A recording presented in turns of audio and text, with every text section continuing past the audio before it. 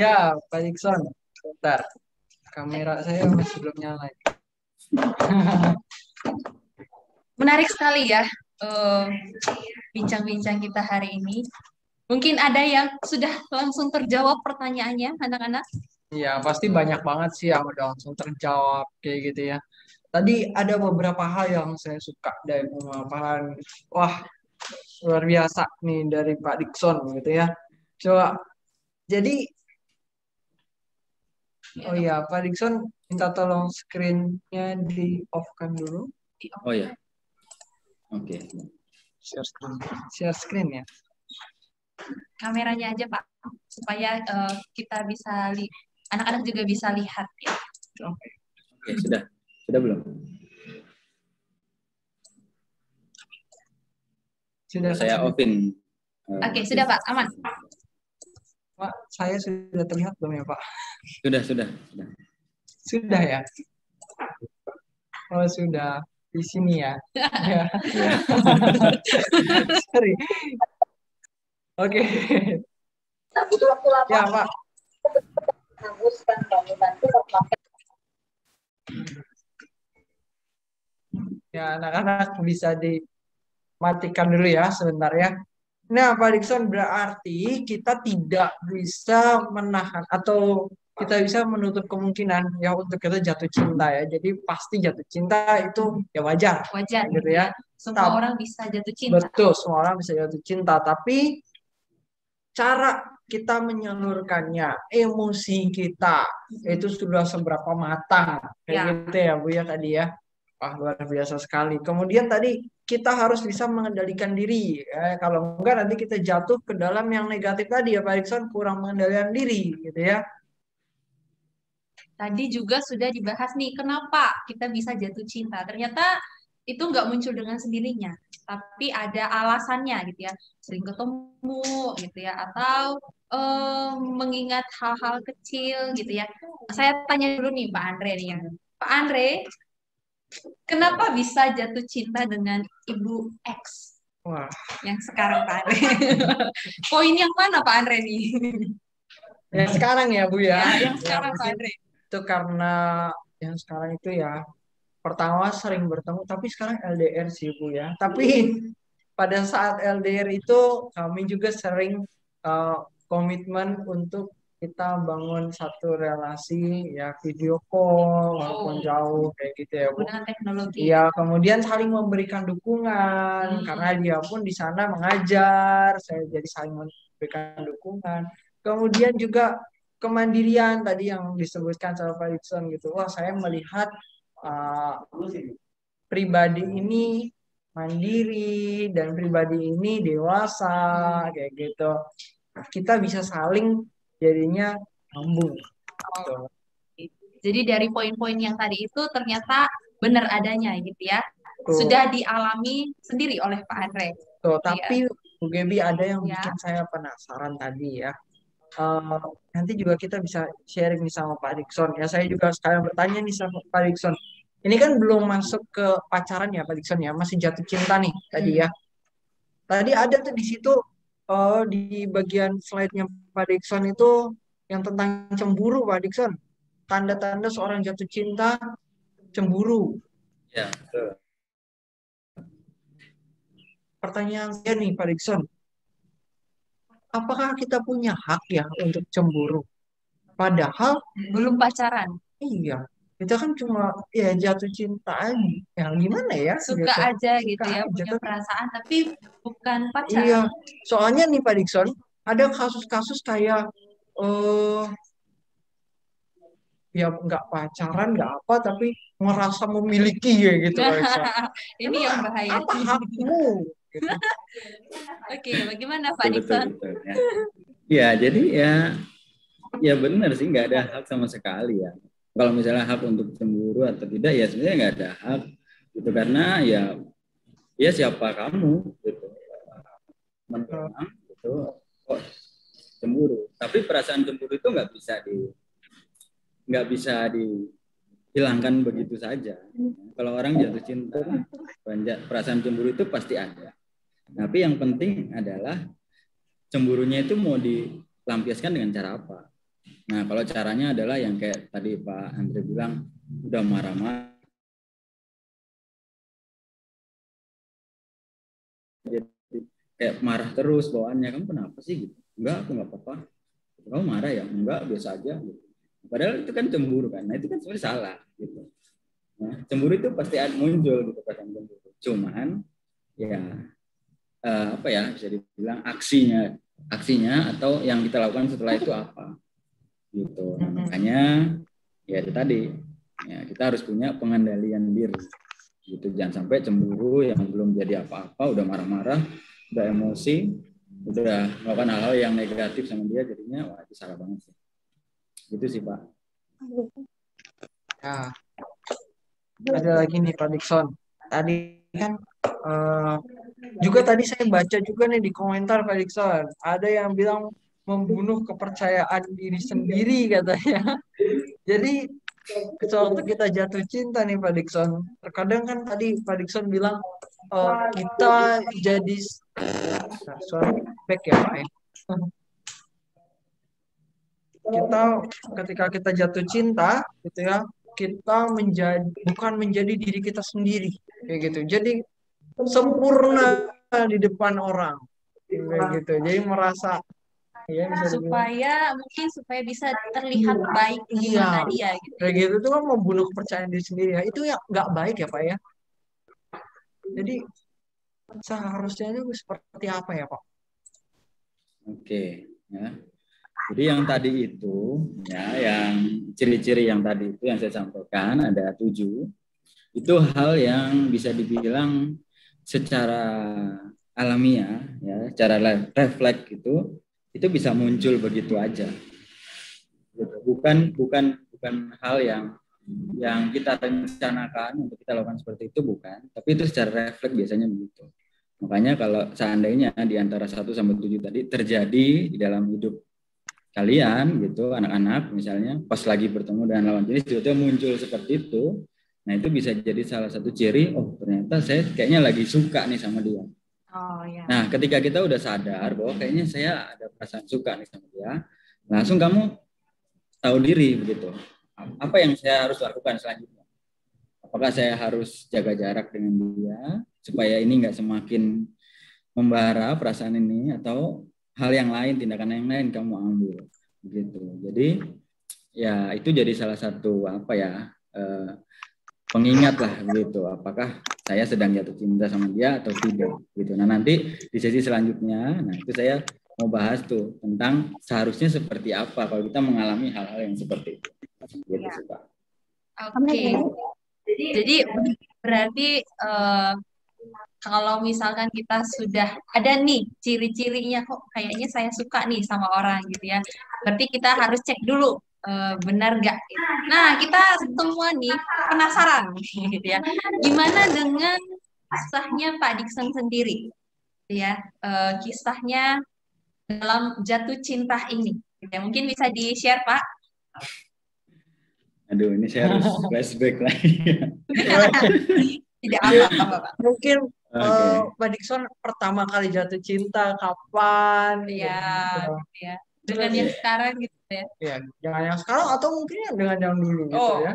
Mungkin bisa diceritakan. Oke, jadi yang tadi saya sempat singgung juga ya, tadi teman-teman atau anak-anak bersyukur begitu ya.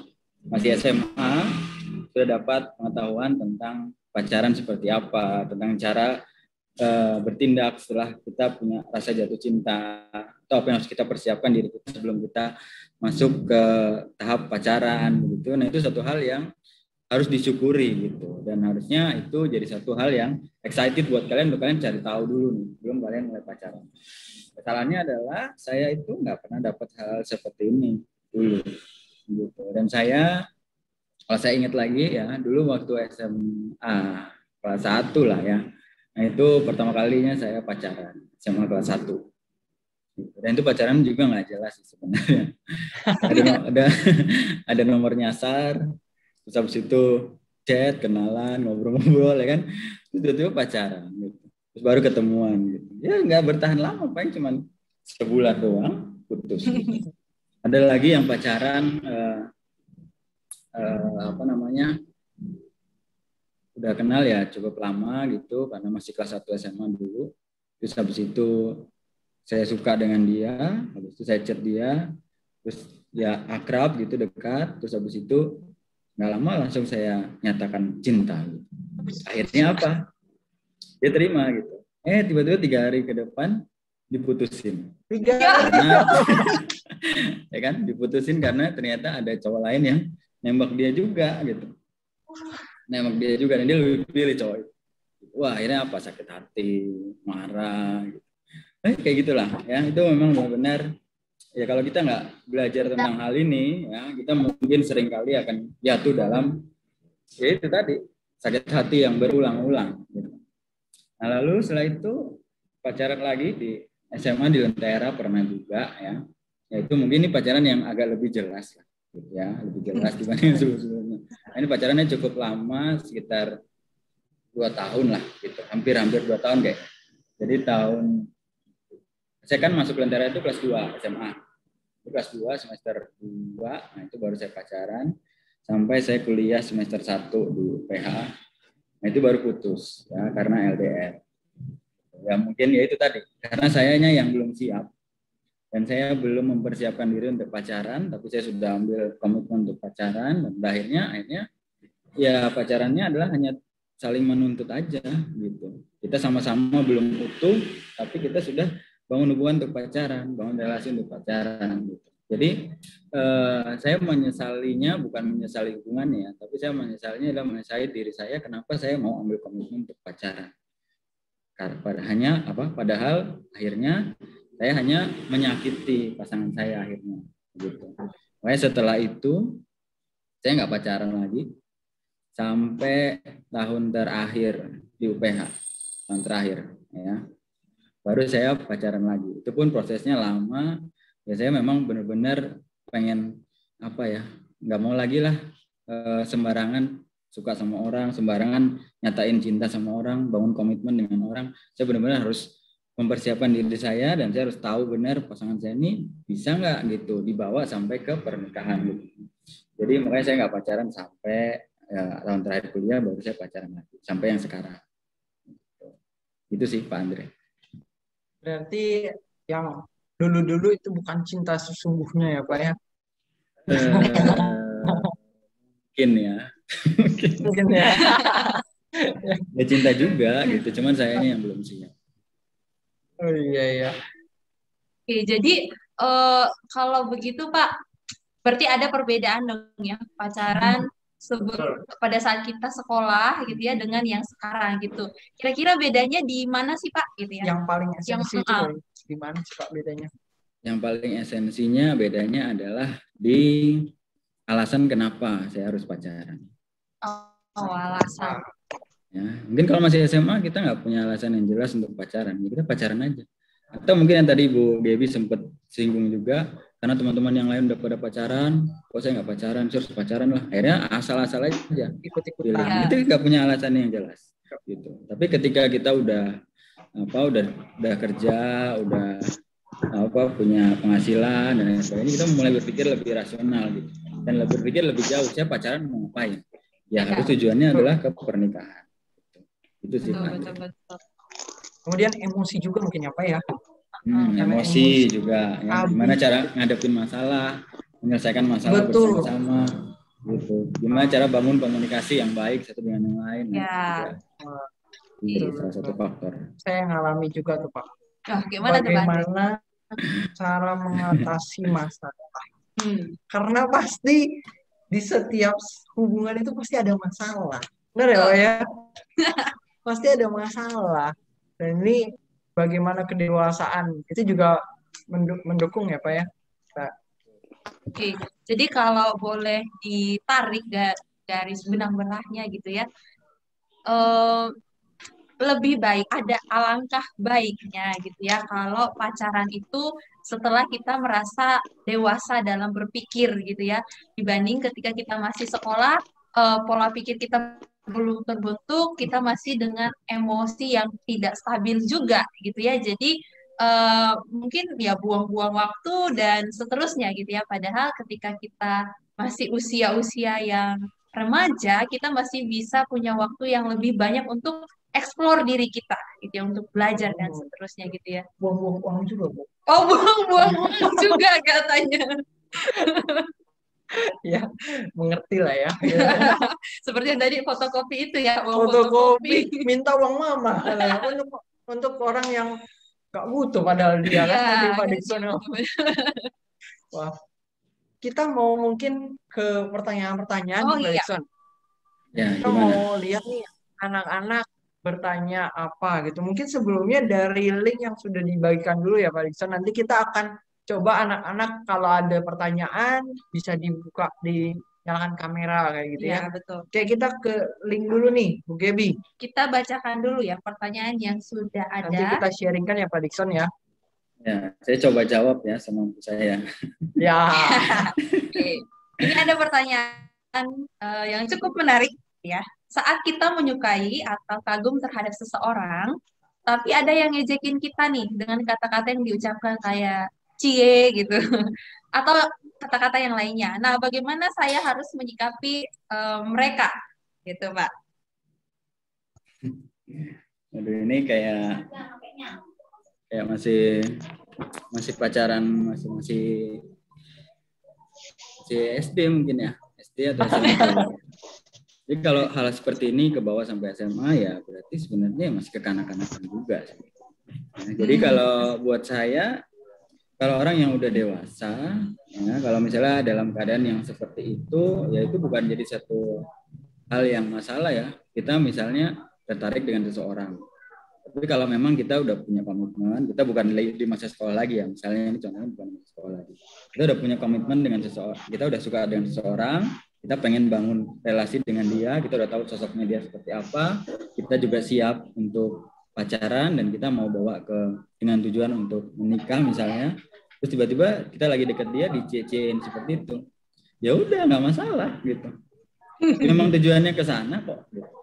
Tapi kalau seandainya masih di masa sekolah, masih di masa SMA, kamu dekat dengan seseorang, terus habis itu dicie-ciein, ya sebenarnya responnya ya, kalau kamu memang nggak ada perasaan apa-apa dengan dia, ya abaikan aja, gitu, nggak masalah, gitu. Tapi kalau seandainya emang kamu ada perasaan sama dia, dan tiba-tiba itu diketahui dengan teman kamu, ya teman kamu cie-ciein, gitu, ya yang harus kamu lakukan adalah, ya mungkin kamu harus lebih jaga jarak, mungkin.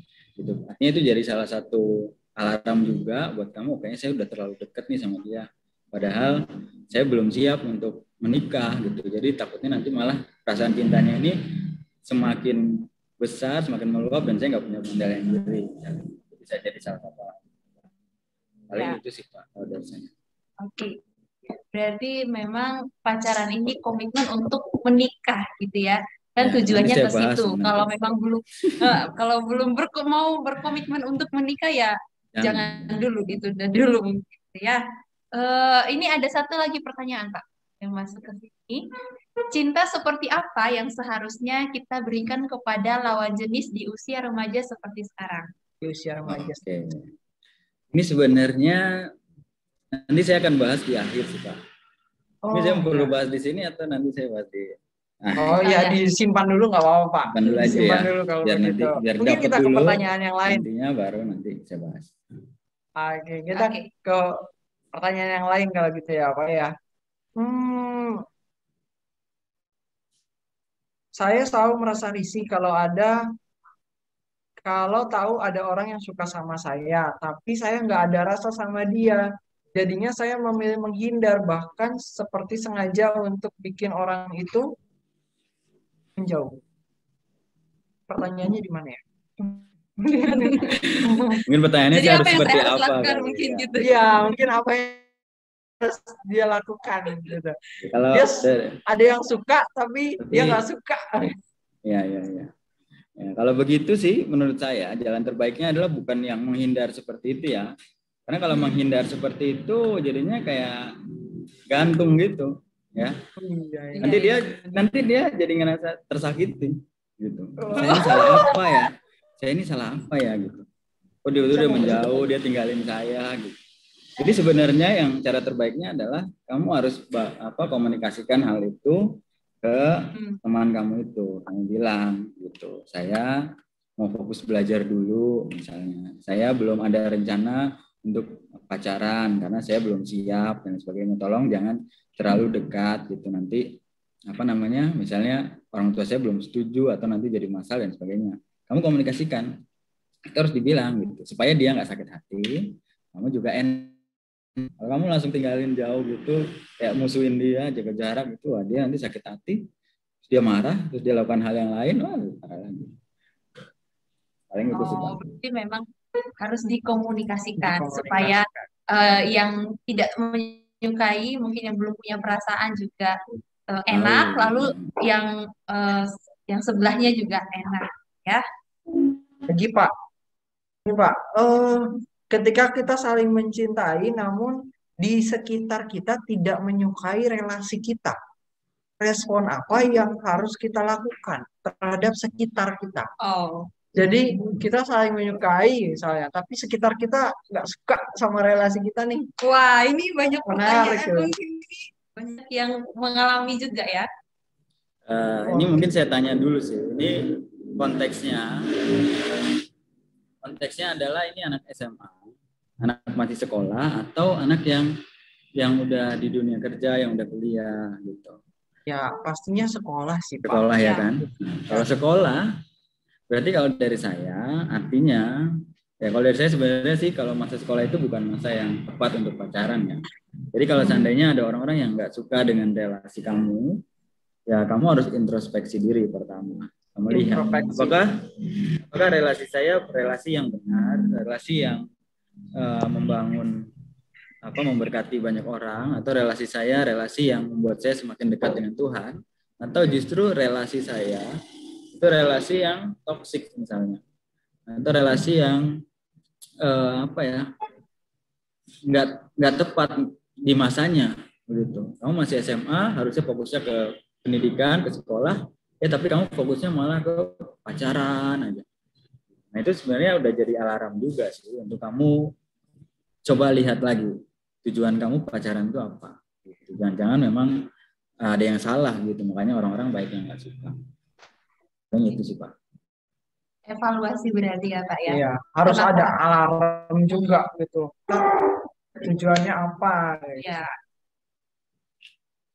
Oke, ada lagi nggak Bu Gaby yang? Oke, mungkin satu lagi ya sebelum kita langsung ke anak-anak yang mau tanya secara langsung. Ya. Gitu ya.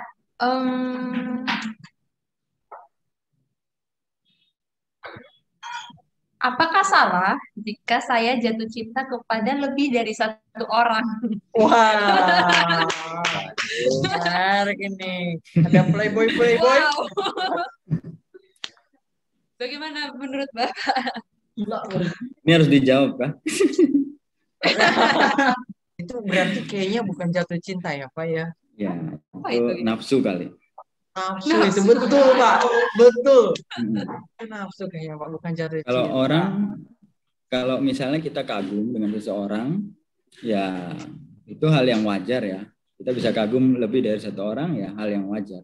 Tapi kalau tiba-tiba dari kagum itu muncul cinta dan kita buat komitmen ke banyak orang, pacaran dengan banyak orang lebih dari satu, ya itu udah salah, itu udah jelas salah. Ini kita nggak punya komitmen, kita nggak punya tujuan yang jelas, dan kita egois gitu. Paling itu sih Pak. Itu nggak usah dipanjang lebar sih sebenarnya, itu udah salah. Udah salah itu. Ya berarti kalau Benar ya, kagum aja nggak apa-apa gitu ya, kagum sama banyak orang yang nggak apa-apa, justru bagus gitu ya. Tapi kalau cinta sama pengen pacarin semua orang gitu ya, nggak baik ini, nggak benar. Itu sangat tidak benar gitu ya. Oke, mungkin kita langsung saja ke pertanyaan yang ayo coba secara live gitu ya. Ada nggak yang mau bertanya ya? Boleh angkat tangan, nanti dinyalakan kameranya, kemudian nanti mic-nya. Kamera. Budi. Kok nanya males? Loh, siapa ini? Apa ya?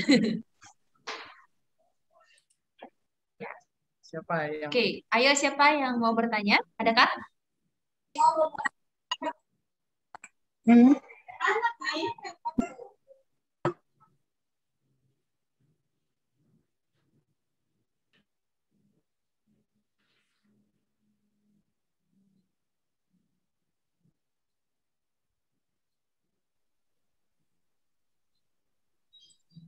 Yo, anak-anak, siapa nih yang mau bertanya?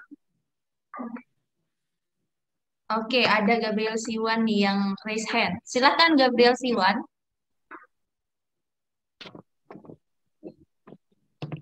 Boleh deh. Selamat pagi, Pak. Ya, selamat pagi. Saya Gabriel Siwan dari kelas 10 mau tanya, Pak. Jadi kan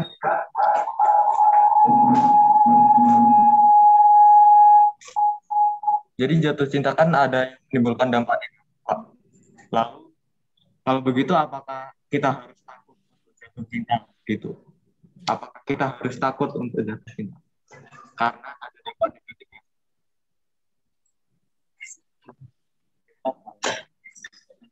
Saya kurang dengar pertanyaannya, coba beri ulang lagi. Putus-putus. Iya, tadi pertanyaannya. Jadi kalau jatuh cinta kan ada dampak negatifnya, Pak. Lalu apakah kita harus takut untuk jatuh cinta? Terima kasih, Pak. Oke. Jadi pertanyaannya adalah karena jatuh cinta itu ada dampak negatifnya, apakah kita harus takut untuk jatuh cinta? Ini pertanyaan yang baik ya. Gitu. Tapi kita kembali lagi ya ke siapa kita. Ya, pertama tadi saya bilang bahwa kita adalah gambar Allah yang juga memiliki kasih. Gitu. Cinta itu sebetulnya adalah hal yang baik ya. Cinta itu adalah anugerah dari Tuhan yang diberikan kepada kita untuk kita dengan pasangan kita itu bisa saling bekerja sama mengerjakan kehendak Allah. Jadi sebetulnya cinta itu adalah hal yang mulia sekali sebetulnya. Gitu. Cuman karena kita belum siap dan karena keberdosaan kita yang akhirnya kita mengambil langkah-langkah yang salah untuk melampiaskan emosi itu akhirnya cintanya jadi salah. Gitu. Nah, jadi apakah kita perlu takut untuk jatuh cinta? Menurut saya kita nggak perlu takut untuk jatuh cinta. Tapi yang perlu kita lakukan adalah kita mempersiapkan diri kita untuk kita bisa melampiaskan emosi cinta kita itu dengan cara yang tepat. Ya, makanya dari sekarang kalau misalnya ini bukan prioritas kamu untuk jatuh cinta, untuk pacaran, ya mending fokusnya ke yang lain aja dulu, ke sekolah, ke pendidikan gitu. Tapi bukan berarti terus kamu takut untuk jatuh cinta. Nanti ada waktunya baru kamu bisa melampiaskan atau bertindak gitu dengan cinta yang sudah kamu miliki itu. Tapi kalau sekarang jangan dulu. Paling itu sih Pak. Oke, mantap. Mantap Pak Kristen. Jadi memang kita nggak perlu takut jatuh cinta karena itu pasti akan terjadi gitu nanti. Tapi ya kita mungkin sekarang lebih fokus dulu ke hal yang lain gitu ya Pak Kristen. Wah, oke. Ada lagi nggak? Oke, mungkin kita kasih kesempatan satu lagi ya yang mau bertanya secara langsung. Silahkan dinyalakan kamera dan audionya.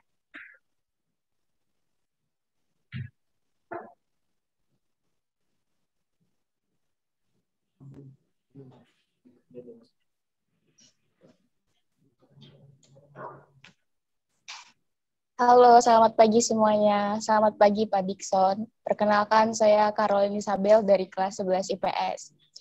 Jadi, sebenarnya kan di masa-masa sekarang ini kan sebaiknya kita tidak mengambil langkah untuk pacaran dulu. Nah, di sini saya juga punya prinsip begitu. Jadi, selama ini kalau misalnya saya udah mulai ada rasa sama orang lain, itu saya lebih baik mengabaikan dan udahlah biarin aja begitu. Berarti begitu sudah merupakan langkah yang tepat atau bagaimana, Pak? Terima kasih. Oke, betul ya. Jadi memang di masa-masa sekarang ini, ya kalau untuk pacaran itu menurut saya adalah waktu yang belum tepat, sangat-sangat tidak tepat sebetulnya. Tapi yang bisa kita lakukan apa? Sahabatan aja. Jadi waktu-waktu sekarang ini yang kalian perlu lakukan adalah sahabatan aja.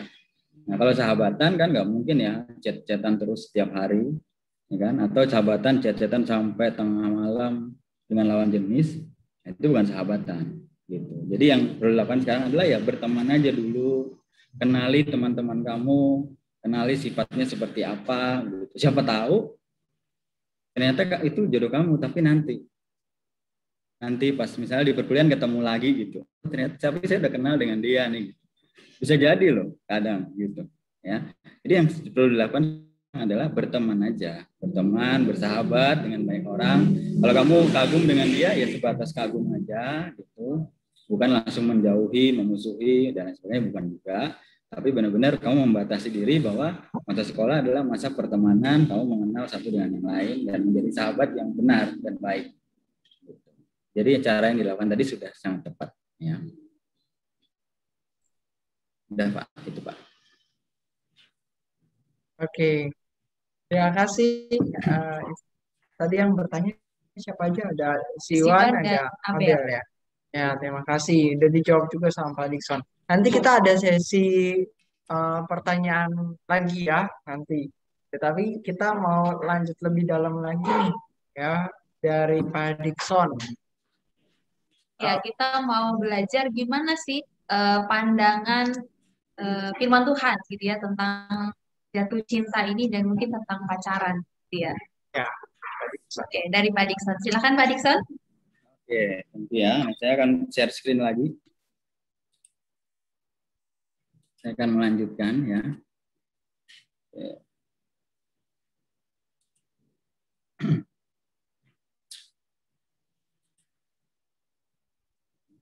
Nih ya. Lalu bagaimana sih pandangan firman Tuhan tentang pacaran? Ini udah lebih jauh ya, bukan hanya jatuh cinta, tapi lebih ke pacaran gitu. Nah, sebenarnya Alkitab itu nggak pernah secara spesifik ya bicara tentang pacaran. Kalau kalian search juga di Alkitab, misalnya di handphone begitu, kamu cari kata pacaran itu nggak akan muncul. Gitu. Karena sebenarnya istilah pacaran itu baru muncul tahun 1600-an begitu. Jadi pacaran ini sebenarnya adalah budaya buatan manusia. Nah, kalau seandainya budaya buatan manusia, kira-kira boleh nggak dilakukan? Saya kasih contoh, misalnya budaya buatan manusia nih, kamu ketemu orang salaman, misalnya, atau kamu ketemu orang yang lebih tua cium tangan, misalnya kalau di sekolah kan, ketemu guru cium tangan, nah, itu kan budaya kan? Kamu ketemu dengan orang yang lebih tua, kamu jalannya agak nunduk, misalnya sopan di depan orang yang lebih tua, itu budaya. Ya, budaya buatan manusia. Boleh nggak dilakukan? Ya boleh-boleh aja. Gitu. Tapi kalau misalnya budayanya adalah budaya mistis, misalnya memanggil arwah, lalu apa, meminta-minta dari arwah gitu, minta-minta dari orang yang udah meninggal, minta-minta berkat dan sebagainya. Itu budaya juga. Tapi boleh nggak dilakukan? Kalau menurut saya, dari iman saya ya nggak boleh, kurang tepat begitu. Nah. Jadi budaya itu boleh dilakukan atau tidak. Gitu. Apa standarnya suatu budaya buatan manusia itu boleh dilakukan atau tidak? Standarnya adalah kalau budaya itu membuat kamu semakin dekat dengan Tuhan, berarti budaya itu boleh dilakukan. Tapi kalau budaya itu membuat kamu jauh dari Tuhan, berarti budaya itu nggak boleh dilakukan. Nah, sekarang kita kembali lagi melihat tentang pacaran. Karena pacaran ini adalah budaya buatan manusia. Ya, jadi boleh nggak sih pacaran? Ya. Pacaran boleh menurut saya dengan dua syarat. Yang pertama adalah pacaranmu harus membuat engkau semakin dekat dengan Tuhan. Ya, sama halnya dengan tadi. Budaya boleh dilakukan, budaya buatan manusia boleh dilakukan kalau itu membuat kamu semakin dekat dengan Tuhan. Itu yang pertama. Lalu yang kedua adalah dengan tujuan dan kesiapan untuk menikah. Nah, ini kadang yang salah nih tentang tujuannya. Banyak anak-anak yang ditanya gitu. Kamu kenapa pacaran? Gitu. Kenapa sih kamu kok milih pacaran? Gitu, pacaran sama dia? Ya sebenarnya main-main aja sih Pak. Seneng-seneng aja gitu. Main-main aja sama dia gitu. Nah, kita pengen seneng-seneng aja. Lah emangnya kamu mainan? Gitu. Kamu mau dijadiin mainan? Kamu mau jadi mainannya dia? Gitu. Kan ini kan udah salah kaprah. Lalu ada lagi ya saya pengen latihan-latihan aja sih Pak, latihan-latihan pacaran gitu. Pengen latihan-latihan biar nanti bisa menemukan pasangan yang benar gitu. Ya kamu mau latihan berapa lama gitu. Sekarang kamu SMA misalnya, ini SMA ya, Pak nggak bilang SMP ya, SMA aja dulu. SMA mungkin sekarang umurnya berapa? 15, 16, 17 ya. Kalau kamu mungkin menikah umur berapa? Mungkin 25 gitu. Jadi ada waktu sekitar 9-8 tahun. Nah, pacaran 9-8 tahun mau ngapain? Gitu. Mau buat apa? Apa yang dilatih? Gitu. Banyak hal yang bisa dipilih untuk dilatih gitu. Melatih apa? Melatih kamu punya kemampuan, kamu punya kepintaran misalnya. Melatih apa? Melatih cara kamu memimpin. Itu lebih bagus untuk dilatih. Ya, melatih speaking kamu bahasa Inggris atau cara kamu ngomong di depan orang banyak, itu lebih bagus untuk dilatih. Melatih kognitif kamu dalam pelajaran-pelajaran itu lebih bagus. Melatih apa lagi? Melatih skill kamu, misalnya main musik kamu jago. Nah, itu menurut Pak lebih bagus gitu untuk dilatih. Melatih apa lagi? Olahraga, misalnya kamu suka futsal, kamu suka basket, itu lebih pas untuk dilatih. Karena jangka waktu ke depan, masa depan kamu itu lebih dekatnya adalah untuk persiapan itu. Kamu masuk di perkuliahan, kamu akan jadi berkat di sana. Ya, tapi kalau tujuannya nggak jelas, untuk latihan yang nggak jelas juga kapan, masih lama banget, menurut Pak itu terlalu buang-buang waktu. Ya. Lalu habis itu, misalnya ada lagi, ya Pak saya sih pacaran ya mengalir aja lah Pak. Mengalirnya ngeflow aja, ngikutin arus gitu. Karena yang lain pacaran juga, ya saya pacaran juga lah. Jadi saya kasih ilustrasi, misalnya kamu naik angkot gitu ya, kamu naik angkot, terus habis itu supirnya tanya kemana? Kemana dek? Ya mengalir aja lah Pak lah, ngeflow aja, kemana aja Bapak mau, kita jalanin aja. Kira-kira mau nggak kayak gitu? Kita jalanin aja Pak, kemana aja terserah. Gitu. Yang penting kita jalanin angkot ini berdua, asik. Dan itu hal yang lucu kan, aneh gitu kan. Masa mau seperti itu? Ya sama aja dengan pacaran gitu. Mengalir aja nggak ada tujuan yang jelas. Makanya butuh tujuan yang jelas, dan selanjutnya adalah kesiapan untuk menikah, kesiapan untuk masa depan yang di jenjang yang berikutnya. Kesiapan ini apa? Macam-macam ya. Finansial, ya. Orang kamu uang jajan aja masih minta orang tua, udah mau pacaran, udah mau beliin boneka buat pacarnya, padahal masih minta uang orang tua, beliin pulsa buat pacarnya, padahal uangnya masih dari orang tua. Apa nggak malu gitu? Artinya kamu belum siap gitu. Jadi memang pacaran itu boleh, asalkan dua syarat, yaitu membuat kamu semakin dekat dengan Tuhan atau dengan tujuan dan kesiapan untuk menikah, gitu ya. Nah, lalu bagaimana pacaran saat masih sekolah? Nah, udah kita bisa lihat aja, introspeksi diri lewat dua hal tadi ya. Itu baru dua hal tuh. Nanti Pak akan bahas lebih dalam lagi. Ya. Nanti kita akan jawab pertanyaan ini di akhir. Ya. Lalu pacaran itu butuh kesiapan diri yang matang. Oke, tadi yang Pak sudah sampaikan ya.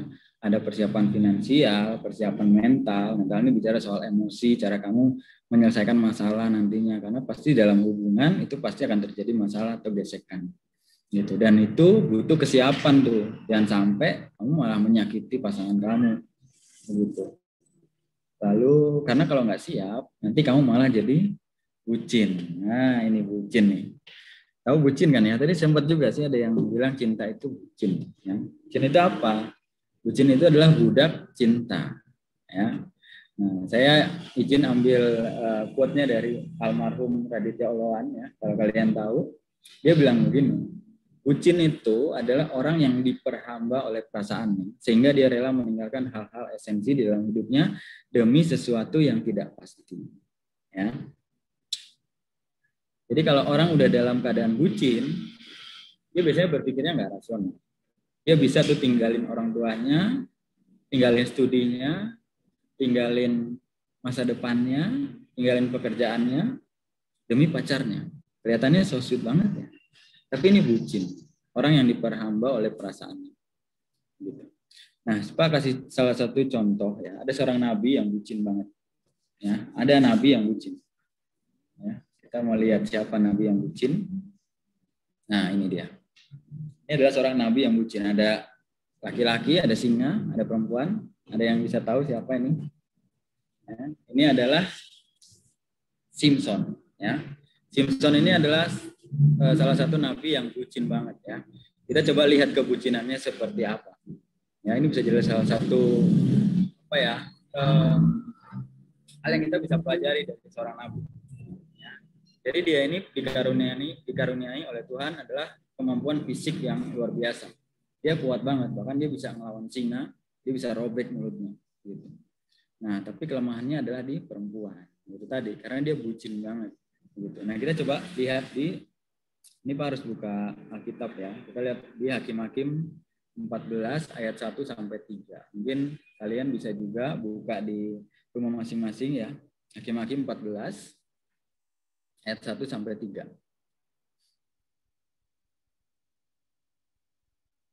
Oke. Nah, di situ pertama kali ya, ini kebucinan pertama kalinya Simpson. Jadi waktu itu Simpson ya pergi ke Timna ya.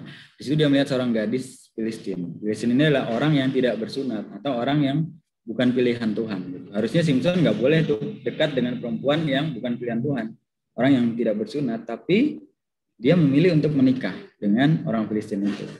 Dan orang tuanya akhirnya mengizinkan. Ya, terjadilah pernikahan dan akhirnya mereka melakukan pesta.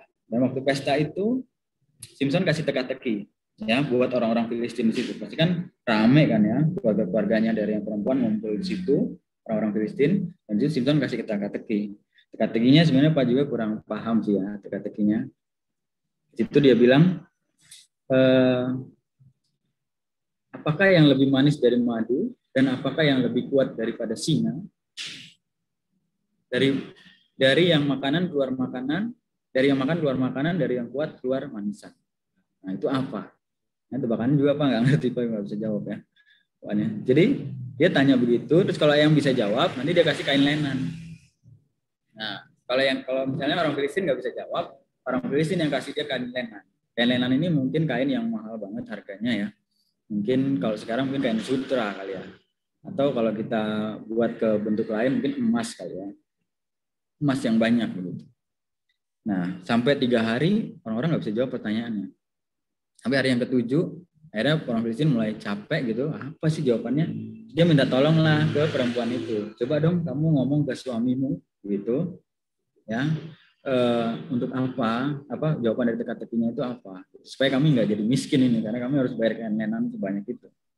Akhirnya apa? Lalu si perempuannya datang ke Simpson, dia bilang, kalau kalian baca di ayat yang ke-16, ceweknya kayak gini ya bahasanya. Engkau benci saja kepadaku dan tidak cinta kepadaku. Suatu teka-teki kau katakan kepada orang-orang sebangsaku, tetapi jawabnya tidak kau beritahukan kepadaku.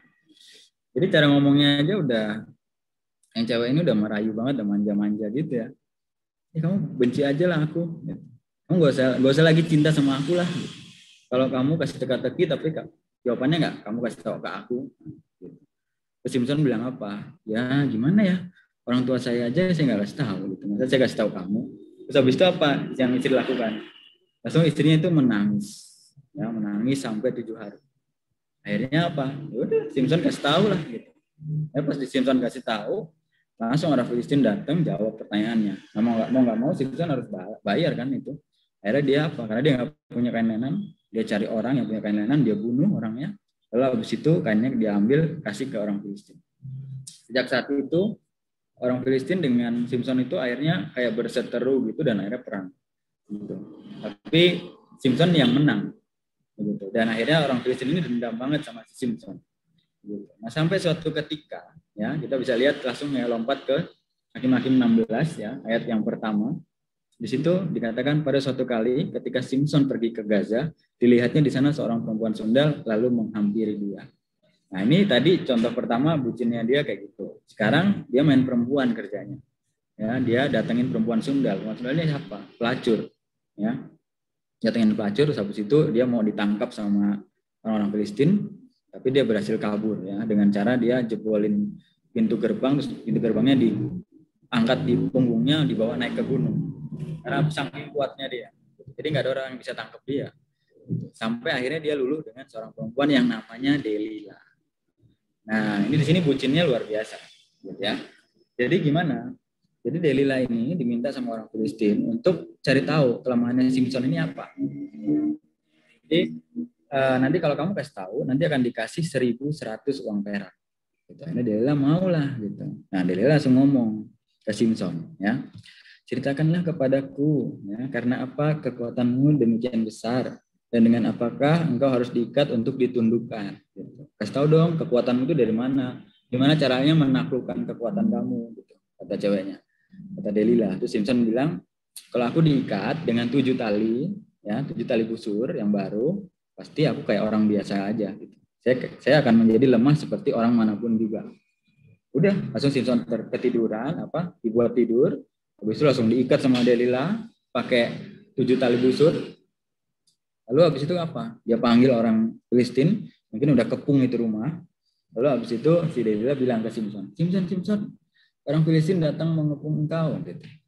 Wah, langsung Simpson kebangun, langsung tali yang diikatkan tadi ke badannya itu dilepasinnya gampang banget. Di sini dibilang kayak benang-benang yang kebakar. Begitu. Jadi dia lepas ini tinggal buka gini doang, dia lepas kayak nggak kerasa ikatan apa-apa. Terus habis itu Delila bilang apa? Nah, dia langsung bilang di sini, sesungguhnya engkau telah mempermainkan aku dan membohongi aku. Sekarang ceritakanlah kepadaku dengan apa engkau dapat diikat. Gitu. Jadi, ternyata kamu bohong ya, gitu. Kamu nggak serius, nggak jawab pertanyaanku dengan jujur. Terus mungkin Simpson langsung, ya gini loh sebenarnya. Gitu. Sorry ya, maaf ya, mungkin ya, nggak tahu. Terus habis itu langsung lah sebenarnya kasih tahu. Gitu. Dia bilang kalau aku diikat erat-erat dengan tali yang baru yang belum dipakai untuk pekerjaan apapun, aku pasti akan lemah seperti orang manapun juga. Udah, akhirnya Delila langsung melakukan hal yang sama. Ya, Simpson lagi tertidur, langsung diikat pakai tali yang baru itu. Ya, habis diikat seperti biasa. Ya, dia langsung bilang Simpson, itu orang Filistin udah di luar semua. Simpson, orang Filistin udah datang gitu. Wah, langsung dia bangun. Dia lepasinnya gampang aja. Kalau di sini dibilang kayak lepasin benang-benang aja. Gitu. Dia lepasinnya kayak benang-benang aja. Terus habis itu si Delila bilang lagi, sekarang kau telah mempermainkan aku dan membohongi aku sampai sekarang. Katanya. Terus ceritakanlah, kasih tahu lah gitu. Kenapa sih kamu tuh bisa kuat? Nah harusnya ya Simpson ini kan udah mikir gitu. Ini kok setiap aku kasih tahu kayak gini kok aku langsung dilakukan seperti itu. Harusnya kalau dia berpikir dengan rasional, dia harusnya akan mulai curiga, ini ada yang aneh. Tapi karena kebucinan dia, perasaan dia yang udah diperhamba oleh cinta kepada Delila, dia jadi kayak orang bodoh. Gitu. Terus akhirnya apa dia bilang? Ya kalau engkau menenun ketujuh rambut jalinku bersama-sama dengan lungsin, lalu mengkokohkannya dengan patok. Jadi yang dilakukan apa maksudnya? Mungkin ya pandangan Pak adalah dia ikat rambutnya itu dianyam gitu pakai patok gitu lungsing terus habis itu ditancepin ke tanah gitu jadi kayak nancepin patok buat tenda gitu mungkin ya jadi pas lagi tidur rambutnya dipatok ke tanah semua gitu. Nah habis itu apa langsung seperti biasa ya Simpson orang Kristen datang wah ternyata langsung dilepas gitu aja jadi patoknya itu kayak sempal gitu aja semua dari kepalanya karena kayak nggak ngerasa apa-apa gitu kan. Terus akhirnya si Delila berkata lagi, aku cinta kepadamu, padahal hatimu tidak tertuju kepadaku. Ya bahasanya ya, ini manja banget sih perempuan ini ya, Delila ini ya. Dia pengen supaya Simpson tuh kayak luluh gitu sama dia. Sekarang udah 3 kali engkau mempermainkan aku dan tidak mau menceritakan padaku karena apakah kekuatanmu demikian besar. Lalu setelah itu berhari-hari dia merengek-rengek. Ya kayak yang cewek yang sebelumnya tadi. Merengek-rengek. Ini juga merengek-rengek. Akhirnya Simpson luluh juga. Gitu. Akhirnya dia jelasin lah kemampuannya seperti apa. Jadi aku ini belum pernah cukur rambut dari kecil. Dia bilang gitu. Kalau aku dicukur aku lemah. Gitu. Oh udah. Pas lagi tidur langsung dicukur rambutnya. Langsung panggil orang Filistin. Raja-raja Filistin datang langsung tangkap dia. Dia udah gak bisa apa-apa. Nggak bisa bergerak, nggak bisa bergerak ya. Mungkin lemah banget, ditangkap, dipukulin, habis itu matanya dicongkel. Ya, jadi matanya itu dicongkel buat dia akhirnya dia jadi buta. Ya, seorang badut begitu. Dan akhirnya nanti Simpson akan mati. Nah, jadi dari sini kita lihat bahwa harusnya Simpson ini dengan karunia-nya yang besar, dia bisa dipakai Tuhan maksimal, harusnya. Tapi karena kebucinannya dia, akhirnya Tuhan nggak bisa pakai dia secara maksimal. Ya mungkin adalah ya, fungsinya dia bisa bunuh banyak orang Filistin, tapi nggak semaksimal yang seharusnya. Karena kebucinannya dia itu tadi. Nah kalau misalnya kita lihat seperti ini, ya kita pasti akan lihat ini Simpson bodoh amat gitu. Udah sampai 3 kali loh diperlakukan seperti itu, masa nggak sadar-sadar sih kalau dia lagi dipermainkan. Gitu. Nah tapi kalau kita lihat diri kita, kadang kita sama bodohnya gitu dengan si Simpson ini. Ya. Karena kalau kita lagi jatuh cinta, kita itu bisa jadi kayak orang bodoh. Karena kita dikuasai oleh perasaan itu tadi. Udah diselingkuhin, ya, udah dipermainkan, udah dikasarin, udah ditinggalin berkali-kali, tapi diajak balikan mau aja. Itu bucin, kayak gitu. Gampang banget diperhamba oleh perasaannya. Gitu. Nah, lalu seperti apa yang sebaiknya, gitu ya? Nah, sebaiknya adalah kita harus tahu dulu definisi dari pacaran itu, bukan definisi ya. Satu pertanyaan esensial. Sebenarnya ada 3, tapi saya cuma jelasin 1 saja. Ya, pertanyaan esensial yang kamu harus tahu sebelum kamu bangun hubungan. Ya, yang pertanyaannya adalah kenapa kamu harus pacaran? Nah, karena kalau kamu tahu pertanyaan ini, kamu akan bisa jawab pertanyaan-pertanyaan yang lain. Pertanyaan-pertanyaan seputaran yang tadi kalian baru tanya ke Pak tadi ya, banyak banget. Itu akan bisa kejawab satu persatu. Kalau kamu tahu dulu pertanyaan esensialnya ini, yaitu kenapa kamu harus pacaran.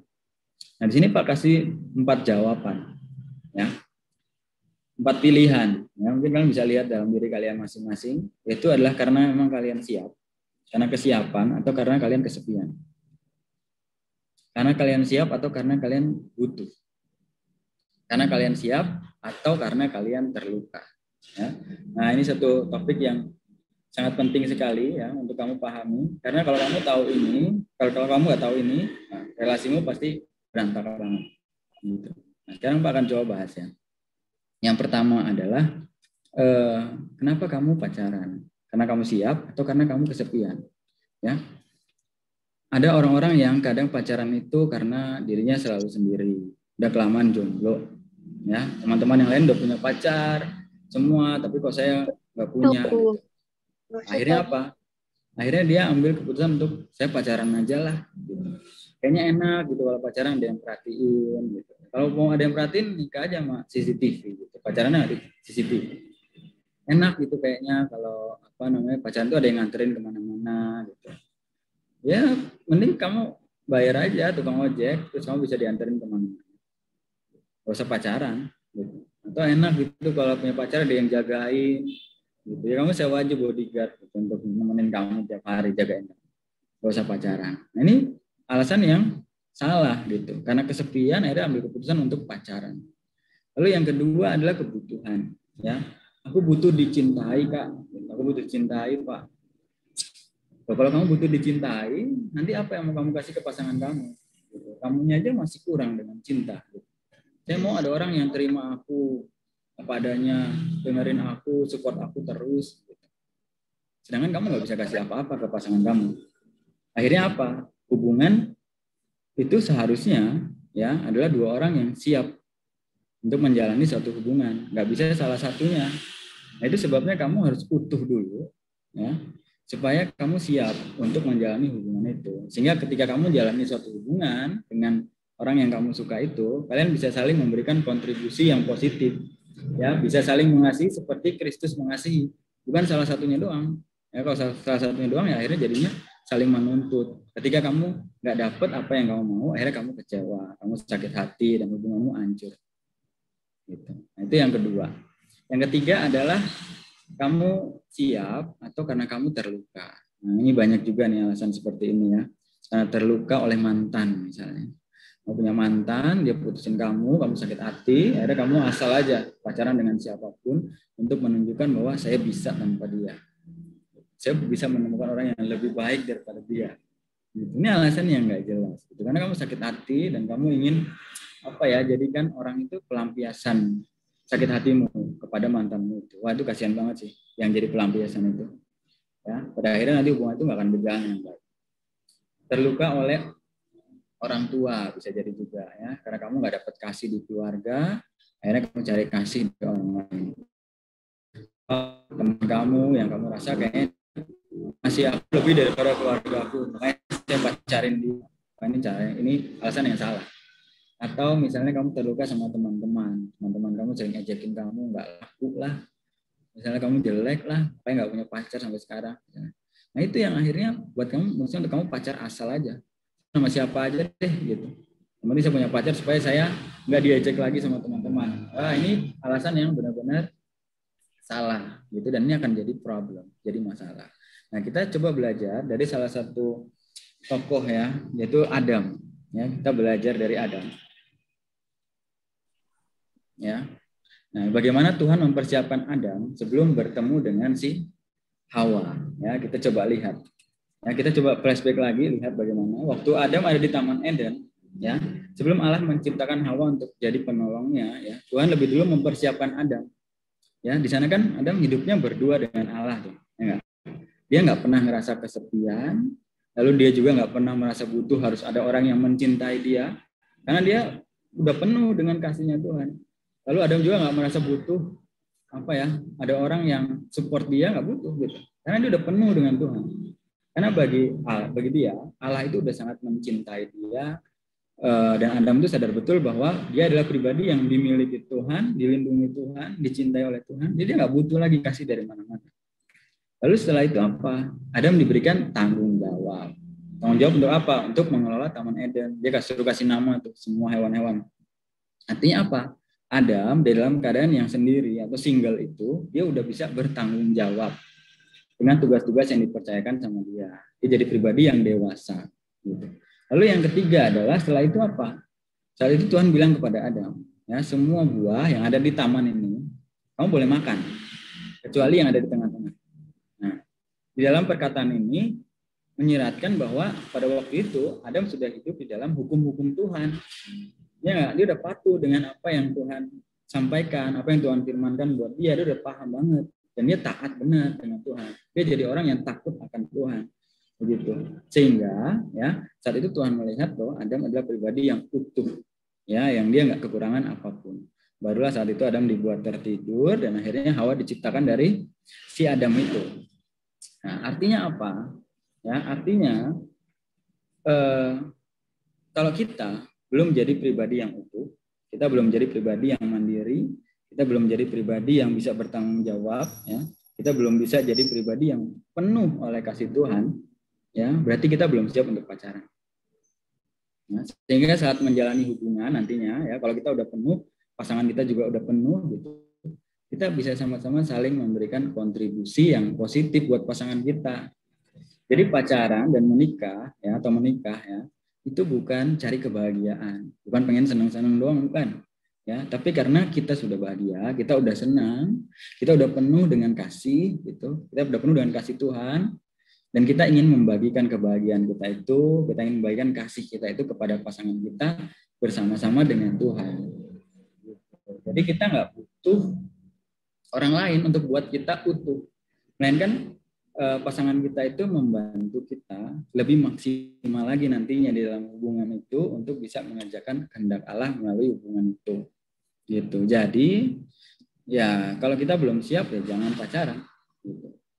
Kalau kita belum bisa bertanggung jawab, masih minta duit orang tua, PR aja nggak pernah dikerjain, terlambat, gitu. Terus apalagi nggak pernah ke gereja, atau ya nggak pernah baca firman, nggak takut Tuhan, jadi orang yang brengsek misalnya, masih nakal, kamu pacaran, waduh hancur sih, kasihan pacarmu, gitu. Ya, paling itu sih Pak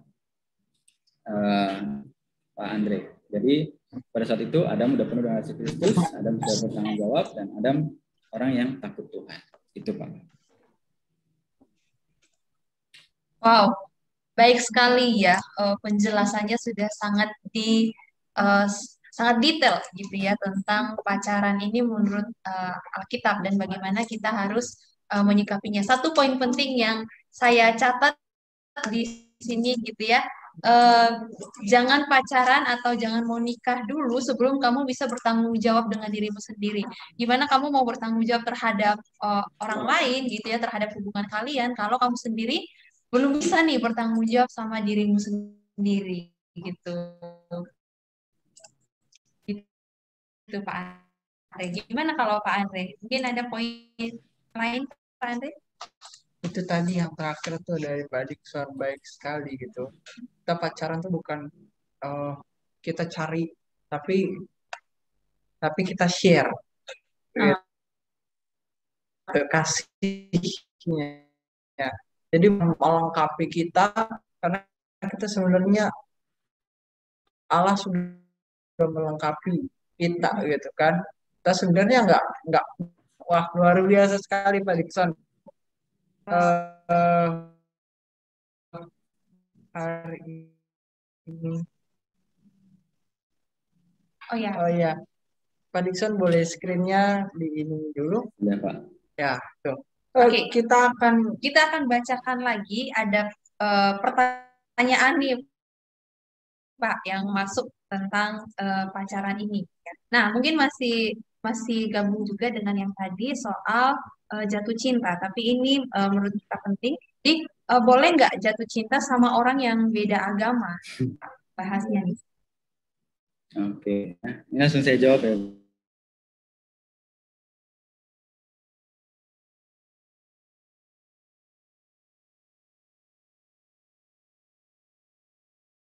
Ketika kamu sudah utuh, pasangan kamu juga udah utuh. Jadi ketika kamu berelasi dengan pasangan kamu, membangun suatu hubungan, pasangan kamu itu membuat kamu semakin maksimal di dalam melakukan kehendak Allah. Gitu. Nah, kalau seandainya Allahnya beda, kehendak Allah mana yang mau dilakukan?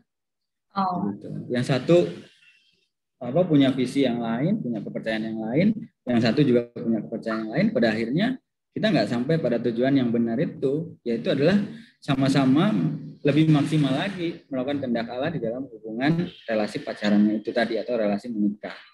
Gitu. Jadi menurut saya pacaran dengan yang berbeda agama itu problemnya akan sangat besar. Jangankan yang beda agama lah ya, yang sama agama aja itu problemnya udah banyak kok. Gitu. Beda denominasi gereja itu udah problemnya udah banyak banget.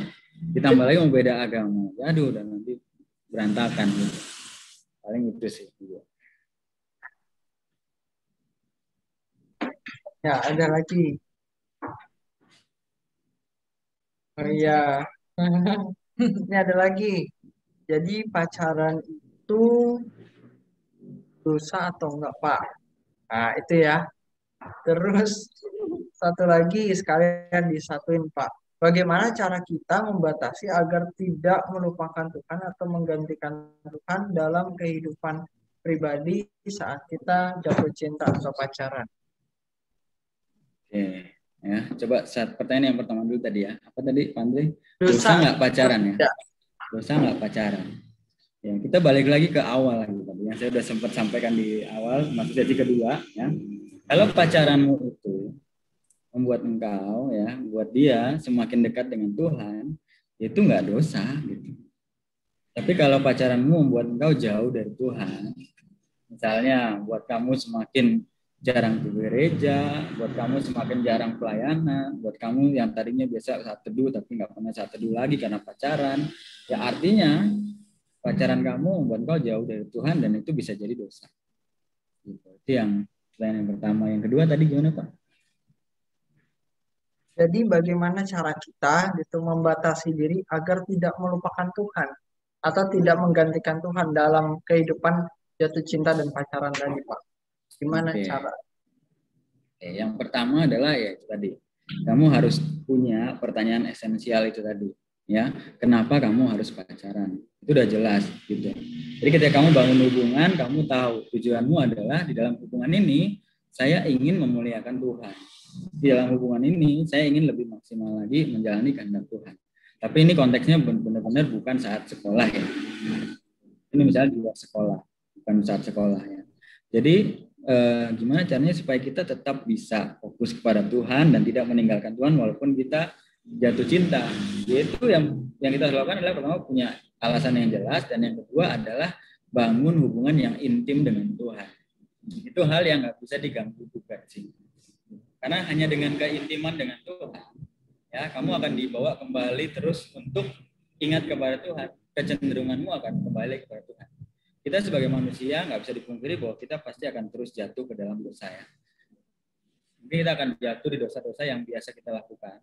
Tetapi ketika kita punya hubungan yang intim dengan Tuhan, kita akan selalu ingin kembali dan bertobat kembali kepada Tuhan. Jadi ketika kita bangun relasi, kita jatuh cinta, mungkin sempat terbuai oleh cinta, sempat jadi bucin juga, tapi karena kamu intim dengan Tuhan, akhirnya Tuhan ingatkan dan kamu kembali lagi.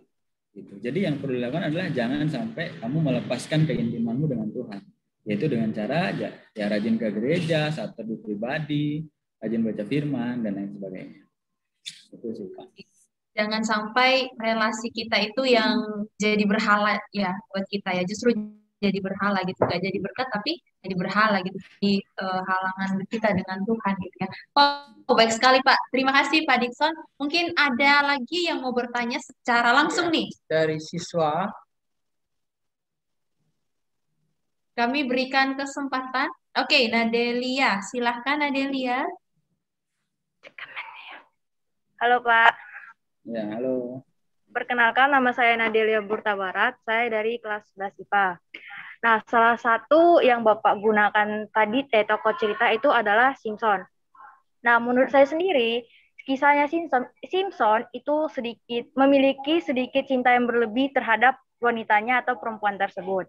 Sehingga saya punya pertanyaan, bagaimana cara menghindari atau menanggulangi ketika seseorang mencintai diri kita secara berlebihan, atau sebaiknya agar kita tidak mencintai seseorang itu secara berlebihan. Nah, dari Bapak sendiri ada nggak sih tips nyata untuk kita bisa lakukan di usia sekarang SMP SMA, atau Bapak punya pengalaman sendiri saat jadi siswa di sini, atau pengalaman Bapak di sana saat ngajar? Terima kasih. Oke, thank you ya buat pertanyaannya.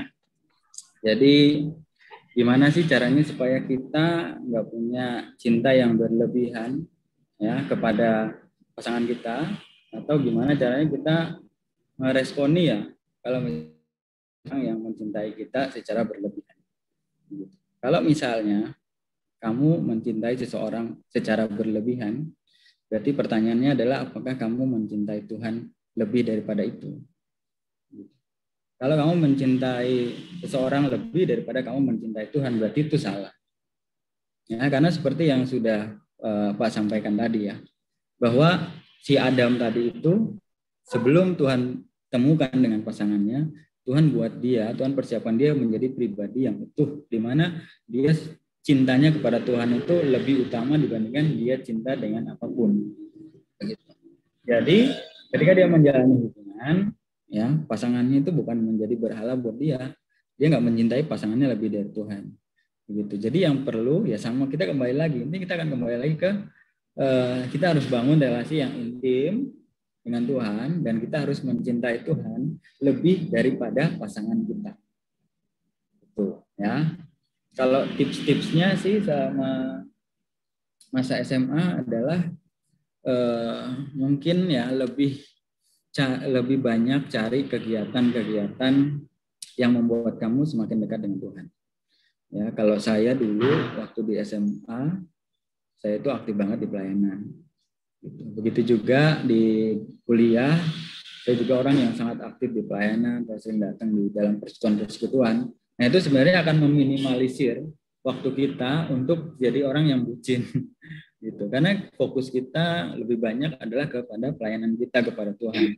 Gitu. Lalu lebih banyak waktu lagi untuk saat teduh, untuk baca firman, dengerin channel-channel ya. Sekarang ini kan sosial media ini jadi satu hal yang punya kayak kekuatan yang luar biasa gitu untuk bisa mempengaruhi kita. Jadi influencer yang sangat luar biasa lah buat anak-anak muda gitu. Nah, kalau kita salah channel, kita nontonin channel-channel yang kerjanya bucin doang, nonton sinetron yang kerjanya bucin doang, wah itu sangat mempengaruhi pemikiran-pemikiran kita, dan kita akan jadi orang yang ya gampang banget gitu.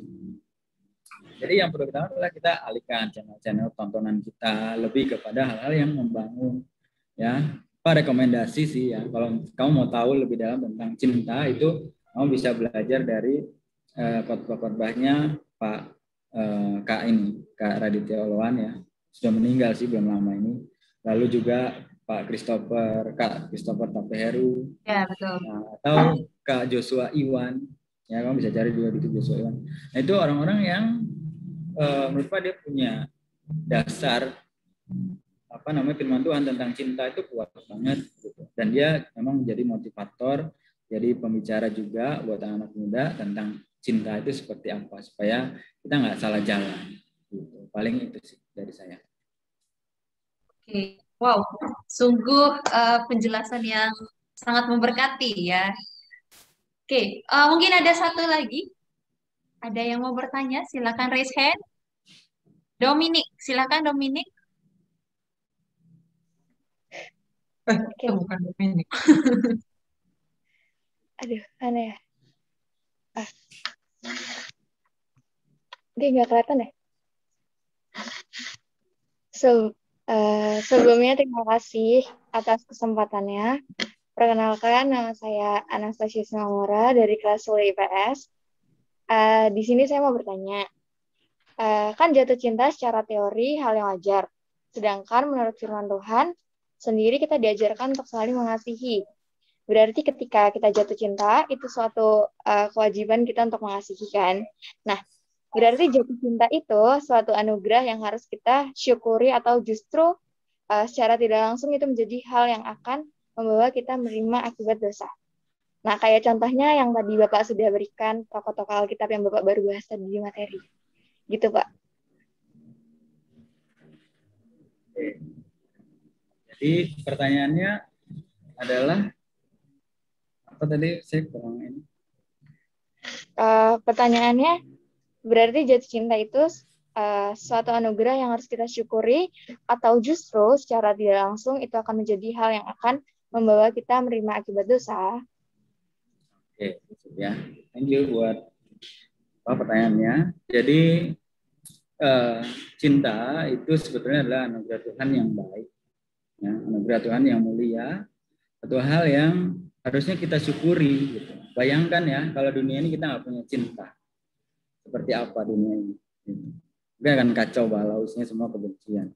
Tapi cinta itu membuat kita bisa saling mengasihi satu dengan yang lain.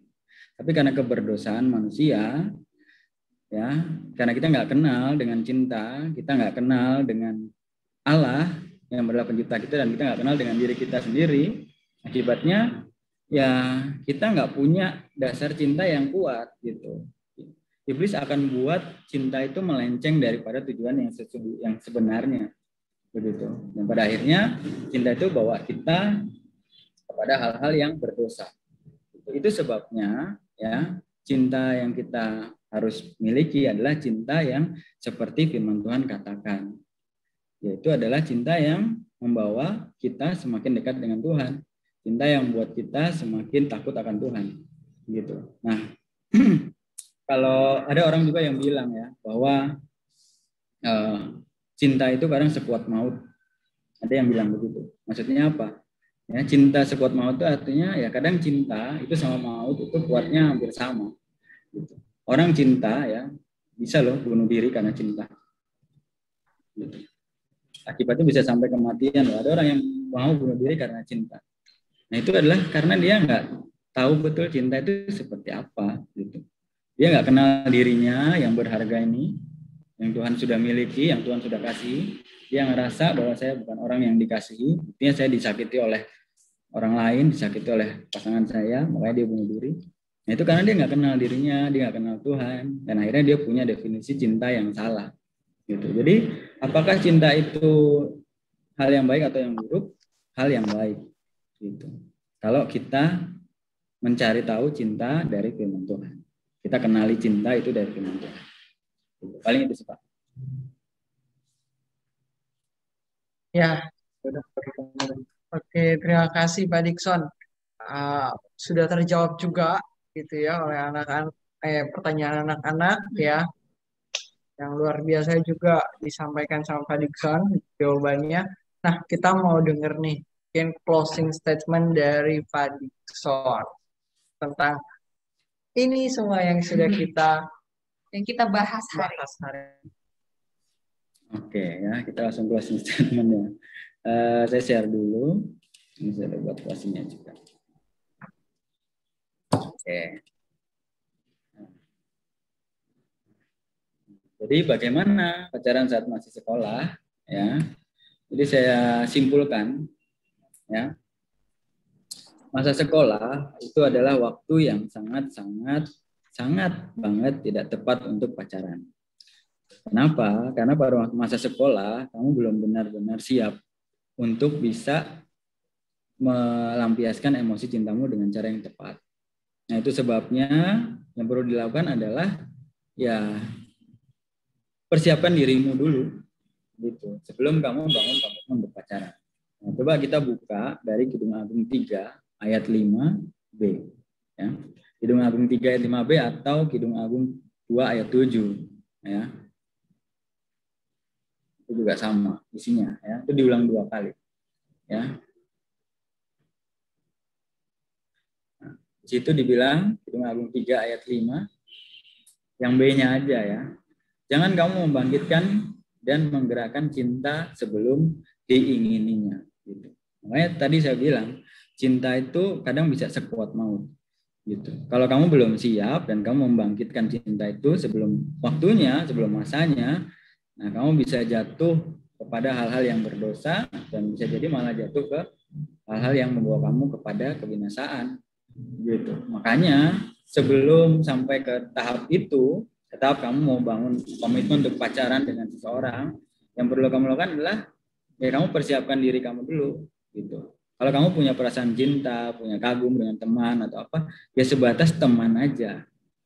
Sebatas teman aja, sebatas sahabat aja, kenal dia lebih dalam, ya, kenali visinya, kenali kehidupannya, kenali latar belakang keluarganya, kenali kecenderungan kebiasaan-kebiasaannya. Cukup sampai di situ aja. Jangan dulu bangun komitmen saling mencintai, jangan dulu sampai sana. Gitu. Kenali dulu aja, gitu, sampai di batas sahabat. Nah nanti ketika kamu udah siap, ya, kamu udah lulus dari kuliah, kamu udah punya pekerjaan, kamu udah matang, kamu udah dewasa dalam menghadapi setiap masalah, dan waktunya kamu mau bangun komitmen dengan pasangan atau lawan jenis, nah itu baru waktu yang tepat. Tapi pastikan dirimu juga udah siap. Ya, siap apa? Udah bertanggung jawab, udah jadi orang yang takut Tuhan, dan sudah penuh dengan kasih Kristus. Sehingga kamu ingin membagikan kasih yang kamu punya kepada pasangan kamu, sehingga kamu bisa sama-sama saling berkontribusi mengerjakan kehendak Allah lebih maksimal lagi dalam hubungan kamu. Paling itu sih Pak dari saya. Oke, terima kasih Pak Dickson. Sungguh sebuah pertanyaan yang sangat ini ya di belakang. Sudahkah kamu siap? Sudah siapkah bertanggung jawab? Gitu ya. Kalau belum merasa belum siap bertanggung jawab, berarti jangan dulu pacaran. Gitu. Oke, kalau kita bahas-bahas soal cinta ini sepertinya nggak ada ujungnya gitu ya. Tapi karena berhubung waktu kita sudah selesai, jadi kita akan mengakhiri. Nanti minta tolong Pak Dickson tutup kita di dalam doa. Dan setelah itu kita akan foto dulu ya. Jadi jangan leave dulu anak-anak. Kita akan foto setelah ini gitu. Ya silakan Pak Dickson mungkin screen-nya. Oke. Screen-nya kita matikan ya. Ya, silakan Pak. Mari kita siapkan hati kita akan berdoa. Bapa dalam kerajaan surga, kami sungguh mengucap syukur untuk waktu-waktu dan kesempatan pada hari ini, di mana Tuhan memberikan kami kesempatan untuk kami bisa belajar tentang apa itu cinta. Kami menyadari Tuhan bahwa ketika kami jauh daripada pengenalan akan Tuhan, dan kami nggak mengenali diri kami, pada akhirnya kami akan memahami cinta itu dari perspektif yang tidak kitabiah dan membuat kami semakin jauh dari Tuhan dan bahkan membawa kami pada kebinasaan karena dosa. Tapi kiranya melalui pembahasan kali ini kami bisa memahami sedikit bagaimana Alkitab atau firman Tuhan memandang cinta itu, sehingga ketika kami menghadapi kehidupan kami secara nyata, untuk bisa mengendalikan diri kami terhadap perasaan cinta yang sudah Tuhan anugerahkan itu, kami bisa melampiaskannya dengan cara yang tepat dan bisa terus menjadi berkat buat banyak orang dan memuliakan nama Tuhan. Kiranya Tuhan berkati setiap Bapak Ibu Guru untuk terus bisa membimbing anak-anak untuk bisa mengenal Tuhan itu siapa, sehingga anak-anak semakin mengerti tujuan hidupnya dan bisa memaksimalkan setiap potensi yang sudah Tuhan berikan. Dan berdoa juga buat setiap anak-anak yang hadir pada saat ini, kiranya Roh Kudus terus menggerakkan setiap anak-anak untuk punya spirit, punya kerinduan untuk belajar lebih dan lebih lagi tentang firman Tuhan, khususnya di dalam hal yang mungkin saat ini menjadi salah satu problem bagi mereka, yaitu tentang cinta. Kiranya Tuhan yang terus menginspirasikan dan mengilhamkan kepada anak-anak supaya anak bisa benar-benar memahami apa yang Tuhan kehendaki dalam hidup mereka, sehingga mereka bisa tahu prioritas yang terbaik yang harus mereka lakukan saat ini. Terima kasih Tuhan buat waktu-waktu dan kesempatan ini. Kami menserahkan juga aktivitas selanjutnya hanya ke dalam tangan-Mu. Di dalam nama Tuhan Yesus kami berdoa. Haleluya. Amin.